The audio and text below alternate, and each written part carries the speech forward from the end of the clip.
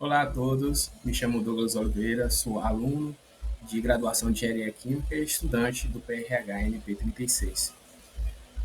Trarei agora uma apresentação sobre cerveja pesada e leve, pensando principalmente numa abordagem de isótopos de carbono para detectar carbono C4, ou seja, C4, em cervejas de diferentes origens, estilos e preços.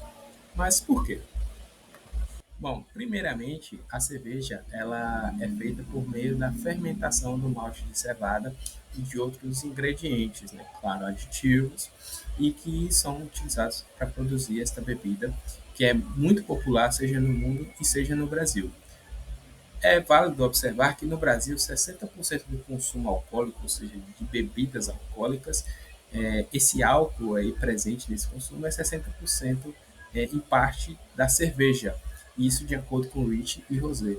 Daí surge a importância dessa bebida no mundo e especialmente no Brasil. Além disso, é um produto alimentício, visto que se utiliza água, lúpulo, malte e alguns aditivos para fazer o processo de fermentação com a levedura, que é um microorganismo utilizado para tal, para produzir a bebida cerveja. Esta que tem exigências, né, quanto à padronização nos processos que são realizados, quanto à higiene e a qualidade da bebida, quais são os ingredientes que são utilizados ali na produção daquela cerveja. Além da cevada, outras fontes de carbono, sejam por forma de malte, né, no caso do arroz, ou açúcares, no caso do cana-de-açúcar e do milho, podem ser utilizados. E de que forma eles se diferem? Primeiramente, a cana-de-açúcar e o milho são plantas do tipo C4. Elas primeiramente realizam o processo de captura de dióxido de carbono nos mesófilos e posterior a isso, esse carbono ele é transportado para a baía de Krantz, onde por fim é biofixado. Já no caso do arroz da cevada, que são plantas do tipo C3, a captura e biofixação de dióxido de carbono acontece totalmente no ciclo de Calvin-Benson.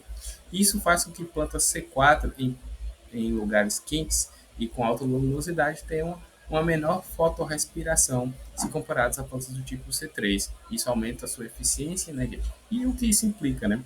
O milho ele tem açúcares mais simples, que são mais facilmente fermentados. Isso diminui o custo no processo de fermentação, mas a matéria-prima também é mais barata. E por conta disso, há diferentes razões isotópicas, justamente porque a forma de captura e biofixação do carbono é diferente, e isso resulta em uma cerveja com diferentes qualidades, especificidades ali no final. Então, como identificar a planta que foi utilizada nessa cerveja? Né? E de que forma isso resulta na qualidade, no preço e no estilo dessa cerveja? Uma das formas já ditas de se diferenciar as plantas C3 e C4 é justamente a razão isotópica. Aqui eu trouxe dois modelos, um para a planta C4 e um para a planta C3, desenvolvidos por Brooks e colaboradores, que trazem uma função a qual vai trazer como cada planta, cada tipo de planta absorve o carbono e por conta disso se tem uma razão isotópica diferente. É possível observar nas esses modelos. Assim, comparando a razão isotópica da cerveja com a razão isotópica do ingrediente utilizado, é possível notar e identificar se há ou não essa presença de plantas C4, que são aditivos, né? São outras plantas que podem ser adicionadas justamente buscando baratear ou melhorar o processo de fermentação. Dessa forma, uma solução barra objetivo dos trabalhos aqui apresentados é identificar a origem da cerveja por meio da razão isotópica, correlacionando com a qualidade, preço, estilos e diferentes cervejas comerciais. Neste estudo realizado por Brooks e colaboradores de 2002, foram reunidas 160 marcas de cerveja, 31 delas brasileiras e 129 delas estadunidenses, e foram coletadas informações de preço, tipo da cerveja, cervejaria e o local onde elas foram produzidas. E para se fazer essa análise, né, da razão isotópica, primeiro foi tirada a alíquota de 25 ml de cada cerveja. Essas alíquotas foram colocadas em placas de Petri e foram levadas primeiramente para uma secagem a 60 graus Celsius. Depois que se tem um resíduo sólido ali, foi feita a maceração com pistila, amoforiz, até se ter um pó fino. E por fim, levou-se essas amostras para a analisadora elementar com um espectrômetro de massa de razão isotópica acoplado. Então, foi feito um comparativo, né, da razão isotópica dessa amostra, né, que foi esse modelo aqui que eu estou trazendo, com o padrão, né, justamente para se ter o desvio, ou seja, qual é o desvio da razão isotópica em relação a este padrão. E chegando aos devidos resultados. O gráfico a se observar é o da esquerda, que é o gráfico A, ele que traz a razão isotópica de plantas do tipo C3 e de plantas do tipo C4. E é possível fazer um comparativo justamente com a razão isotópica que estão sendo apresentadas no gráfico B e no gráfico C à direita. Então, esses gráficos eles demonstram, né, a razão isotópica das cervejas. Né? E vale observar, né, que no caso do gráfico B, existe uma frequência, uma quantidade de cervejas aqui que estão entre a cevada, né, a razão isotópica da cevada, e no caso de planta C3, e de planta C4. Isso porque pode ser feita também uma mistura desses dois tipos de planta.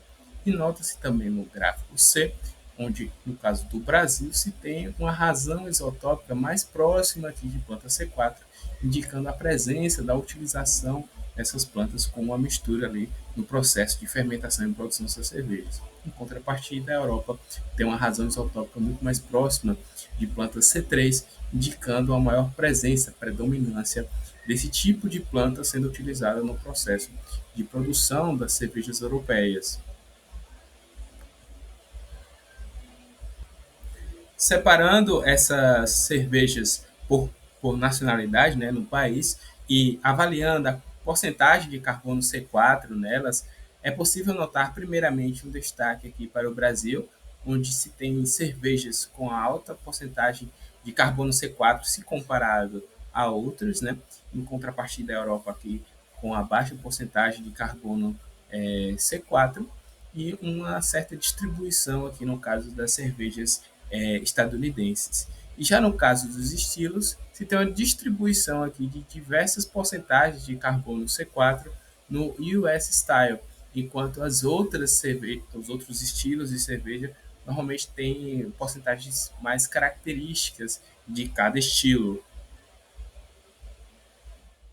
Já neste gráfico, é possível ver a correlação da porcentagem de carbono C4 na cerveja e o preço. Então, nota-se que no Brasil, que se trata do quadro à esquerda, quanto maior a porcentagem de carbono, mais barato é a cerveja. E essa foi uma tendência identificada nesse trabalho.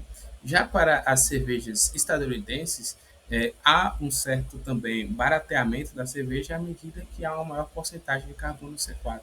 Nota-se também que existem casos com alta porcentagem de C4, porém com um preço maior. Isso pode se dar também pelo próprio processo de empacotamento, transporte, visto que são cervejas importadas. Né?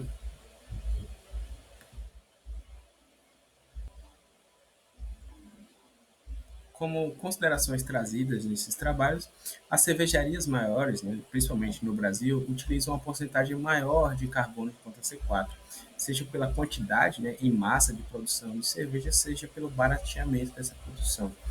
Outro ponto é que a análise por meio da razão isotópica pode determinar a presença de um malte diferente de cevada ou de, no caso, a utilização de plantas do tipo C4 com milho e cana-de-açúcar, e também a análise autópica pode ser utilizada como forma de identificar a qualidade ou descobrir parte dos ingredientes de outra cerveja, ou seja, uma forma de se entender o que compõe aquela cerveja e qual a influência dela, principalmente em preço e qual foi o estilo utilizado, de onde é essa cervejaria e correlacionar todos esses fatores a partir da análise isotópica.